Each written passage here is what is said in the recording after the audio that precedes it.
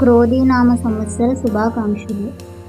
ఉగాది అంటే రెండు సంస్కృత పదాల కలయిక. యుగ అంటే నక్షత్రాలు, ఆది అంటే గమనం. సంస్కృతంలో నక్షత్రాల గమనం తిరిగి మొదలయ్యే సందర్భం అంటారు. ఒక మనోహరమైన చారిత్రక వాస్తవాన్ని తెలుసుకోవడానికి సిద్ధంగా ఉన్నారా? ఉగాది గురించి మాట్లాడుకుందాం. ఉగాది భారతదేశంలో తెలుగు నూతన సంవత్సరాన్ని సూచిస్తుంది. ఇది ఆశ మరియు శ్రేయస్సుతో నిండిన కొత్త సంవత్సరం ప్రారంభాన్ని సూచిస్తుంది. ఆసక్తికరంగా ఉగాదిని చైత్రమాసంలో జరుపుకుంటారు. ఇది మార్చి లేదా ఏప్రిల్లో వస్తుంది. ఇది వసంతకాలం ప్రారంభాన్ని సూచిస్తుంది.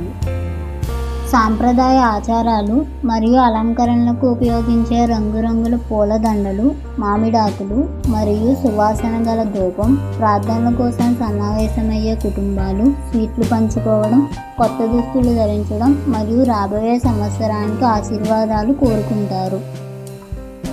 ఈ ఉత్సాహభరితమైన పండుగ కేవలం కొత్త ప్రారంభాల గురించి మాత్రమే కాదు, గతాన్ని ప్రతిబింబించడం మరియు భవిష్యత్తును ఆనందం మరియు ఆశావాదంతో స్వీకరించడం గురించి కూడా.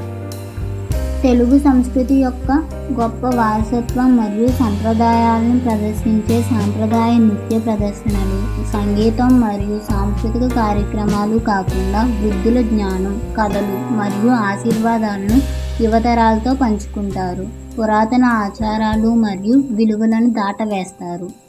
కాబట్టి మనం ఉగాదిని జరుపుకుంటున్నప్పుడు సంప్రదాయాల అందం, కుటుంబం యొక్క వెచ్చదనం మరియు కలిసి కొత్త ప్రారంభాల వాగ్దానాన్ని ఎంతో ఆదరించుదాం.